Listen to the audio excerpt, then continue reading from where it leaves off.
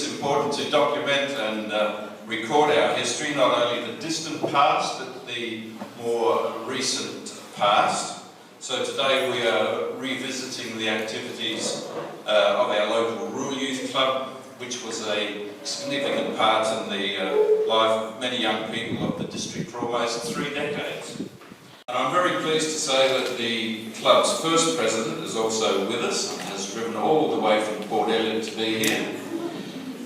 And it's my pleasure to invite him up onto the stage and honour us by declaring this meeting open. So will you please welcome Peter Caldicott. I don't remember a lot about things that happened to me. I'm getting a bit old now and my memory's not as good as it was, but I don't remember any specifics in terms of dates and that sort of thing. But I remember the good times that we had, and a lot of things that happened that were, I think, character building and give people confidence, as well as all the social side. There was a lot of public speaking. People were asked to stand up in front of the rest of the members and have something to say. Well, they weren't asked, they were more or less told to do it. It was more or less mandatory. I remember debating teams against each other and also against other clubs, and that was quite enjoyable. We had various trips to various businesses and organisations that are relevant to perhaps the industry we're in, all those sort of things. Lots of guest speakers. The other day I was thinking about members of the various committees and during my time in the Rural Youth and prominent members, and I think it started to click a bit, and I sort of noticed 5 couples who eventually married from the Rural Youth members. And I thought, now this is pretty good. So it just goes to show that we did have a very happy club. And also you might think perhaps maybe not everybody went straight up after the meeting. But anyway, you don't want to hear any more from me. That's much pleasure now in declaring this meeting open.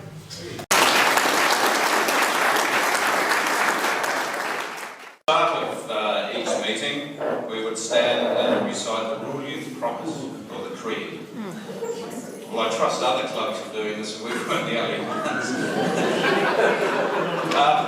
This ritual continued up until the 1970s, and it was a bit like saluting the flag as we did at primary school. I wonder if there's anyone here willing to stand up and recite the promise for us. Must be so. Joyce. I'm sorry, I was thinking the scout promise. Adrian Progan right off the back. I think I've got it right. I promise to do my best to lead a clean and honest life, to help others at all times, and to learn all I can of Australian country life.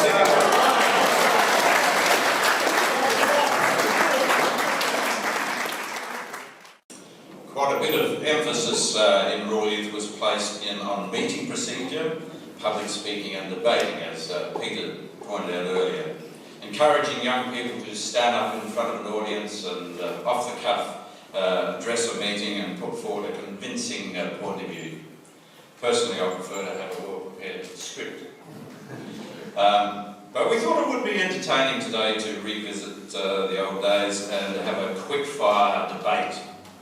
So it is with trepidation that we revisit a provocative topic from 1964, that a tractor is more useful to a farmer than a wife. We have 2 teams, the affirmative team and the negative team. Our first speaker of the affirmative team is Marilyn Probert, knee rolling. Marilyn was club secretary in 1964. She was a member of the debating team with Brother John and Graham Kamak, and they competed in the state final in 1965 and lost narrowly to Cummins District. Please welcome Marilyn Probert.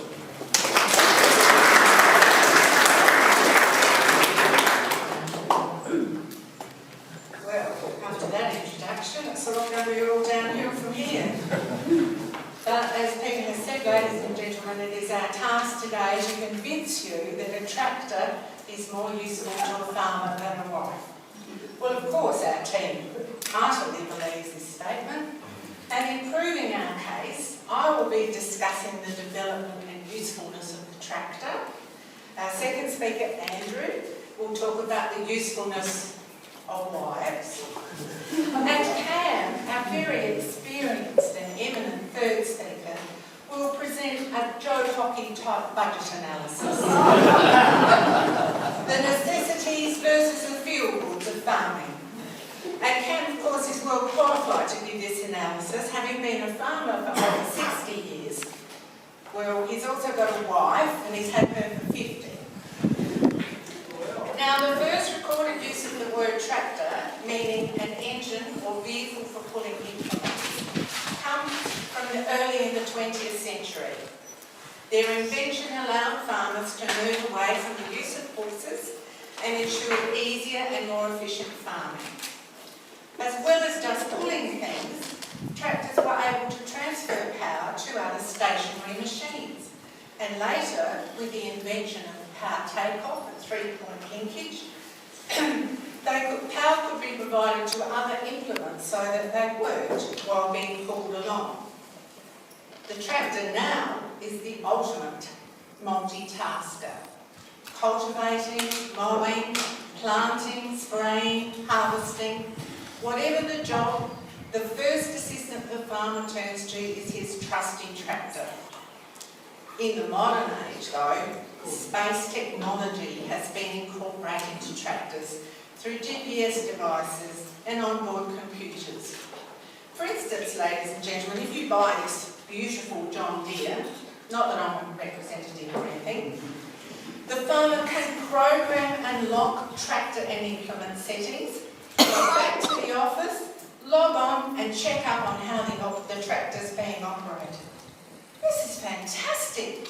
The farmer can go about the more important tasks of the farm and leave the basic work to his helpers.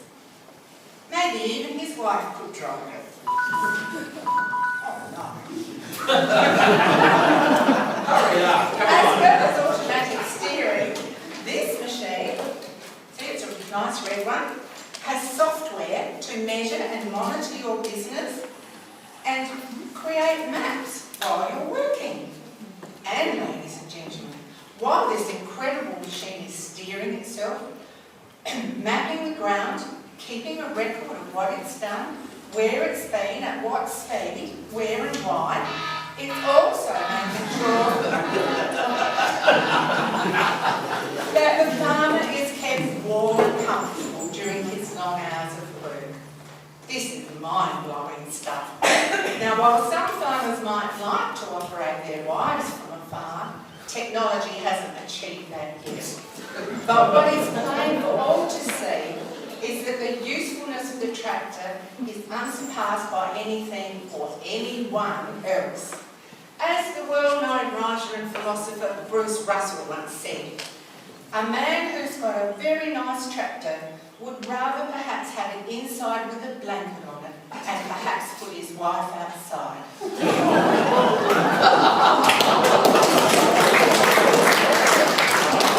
Ladies and gentlemen, a tractor is the lifeblood of the farm. You just can't run a farm without one. A tractor is most definitely more useful than a wife.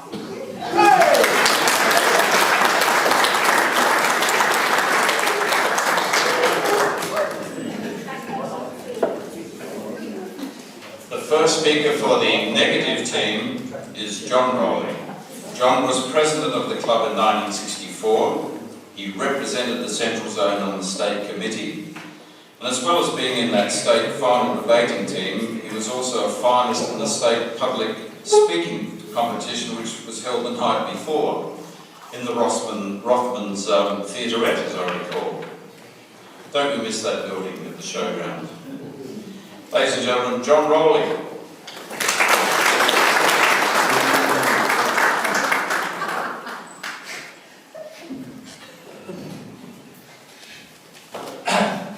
Something amusing,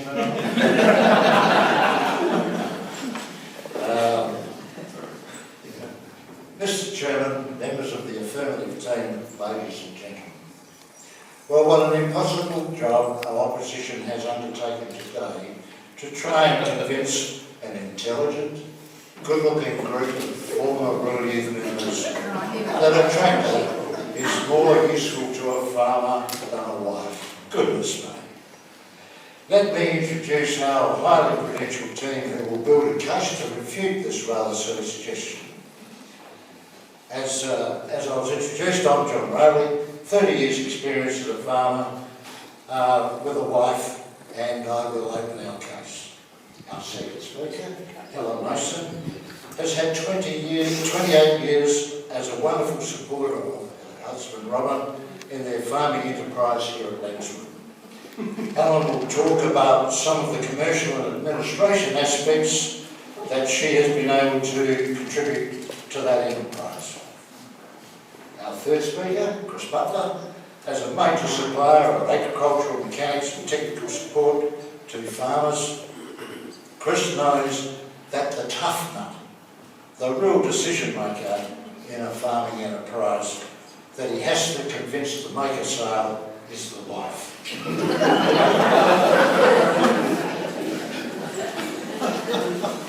Okay. Yes, a tractor is a tool to perform a mechanical function. Really, it's just a heap of metal with an engine and a computer. Whilst the wife, now we're really talking, ladies and gentlemen, whilst the wife contributes in many ways to that farm and the farming enterprise. Wives provide the human qualities. They are creative, passionate and resourceful. They are also handy contributors with a farm income. Now, I don't believe you get any of these attributes from a tractor. Wives are also cheap to run.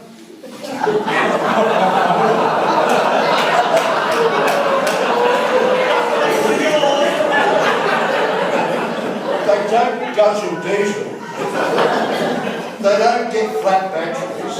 And they don't get punctures.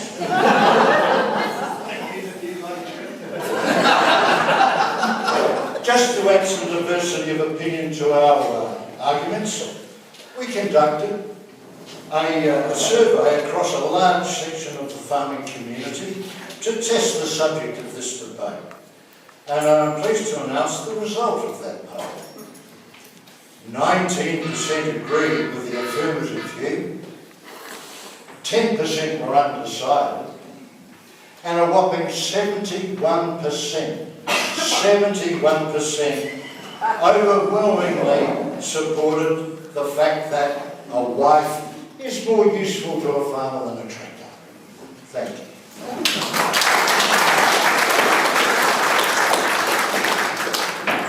Guess you've got to ask the wife. They're the only ones that can read the mind. The second speaker for the affirmative team is Andrew Leslie. Andrew joined the club having to follow in his infamous brother's footsteps. His brother's nickname was Dynamite. Andrew has the distinction of being the last secretary of the club and therefore the custodian of the missing minute.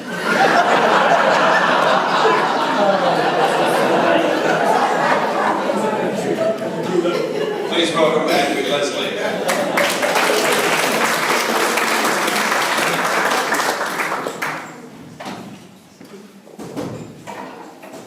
Who couldn't say that isn't sexy? Look at those curves. It's curvier than a wire. Being the youngest one here today, I'm of the new generation. I was brought up by a strong-willed mother, and she taught me to be self-sufficient. I can wash, cook, clean, do everything a wife does. I'm still a bachelor. We don't know whether to congratulate you. You're quite an idiot. We're heckling. Yeah. Time. Okay. Average price of a tractor. A good tractor. A case tractor. It's red. Not like Maryland's green one. This is a beautiful tractor. $110,000 will buy you a good average tractor. plus GST. You only need to service it every 600 hours, and that would cost you approximately $500.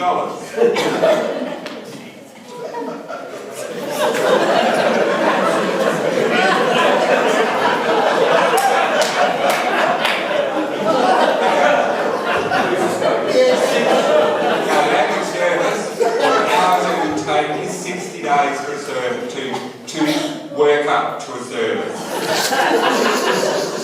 In today's tractor, you have every comfort that you could want. You've got wonderful seating, better viewability, control, GPS.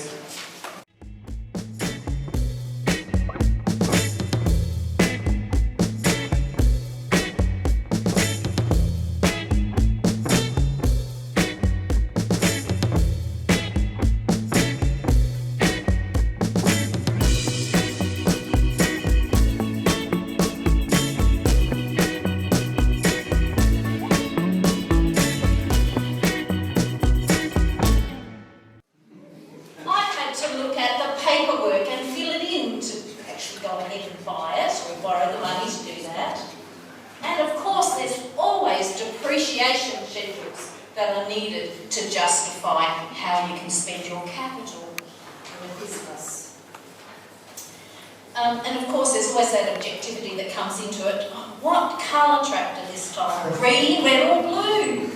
And what will it do that current ones don't?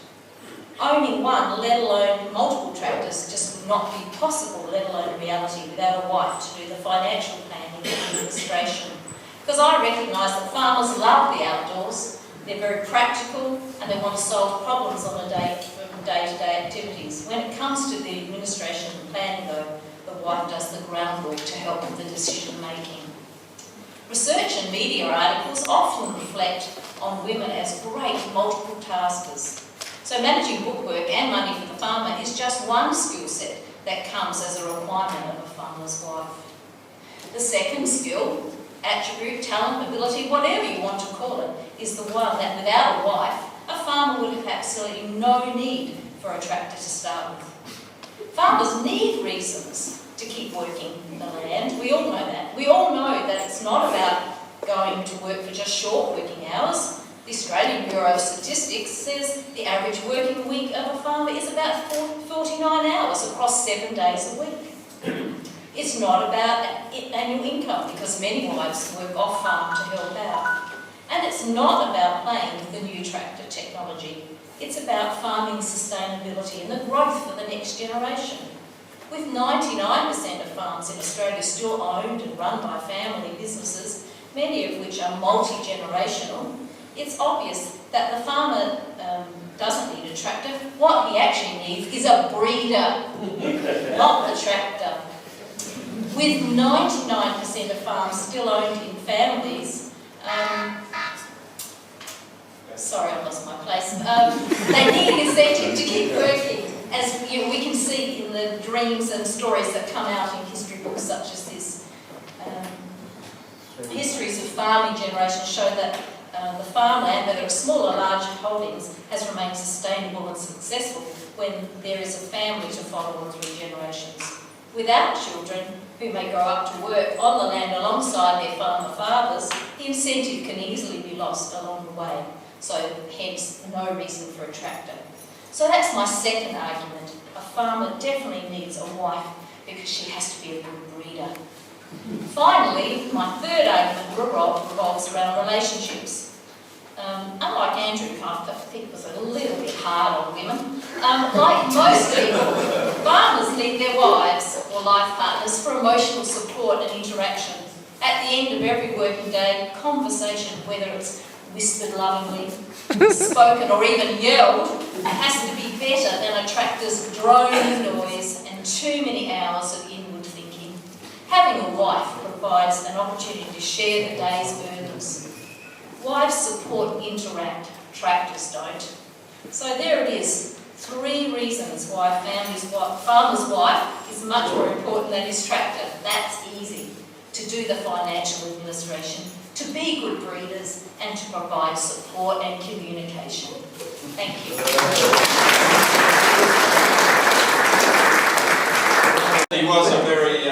active member. He was elected Vice President, a position of responsibility in 1973. Chris is best remembered for announcing his own arrival at functions, with a vocal sound that sounded like something coming out of a jungle. Please welcome Chris Butler.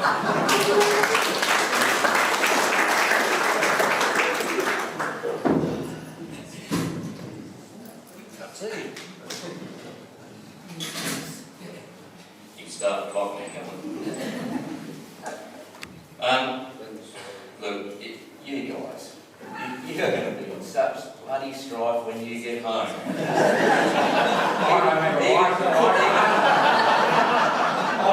I've met your mother, Andrew, and you and Hannah.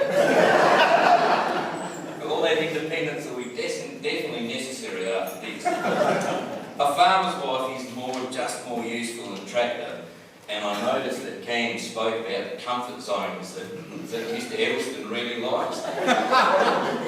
Often not that present in a tractor. So I'd like to start with a poem, and I'm not sure whether Robin Mason or Brian Vickers taught me this poem, but here it goes. The boy stood on the burning deck, picking his nose like mad, rolling it up in little balls and flicking it at his dad. Well, I want to know who the hell's going to clean that mess up. I don't think the tractor's capable. So hearken not unto what the previous speaker said, believe it not, for he is erroneous in his thinking that a tractor might accomplish anything like family care or the cleaning of snot. Such feats as a tractor can manage are of no moment compared to the support a wife can give her husband if he should be covered in salt. It's just not the right thing. And what about dogs?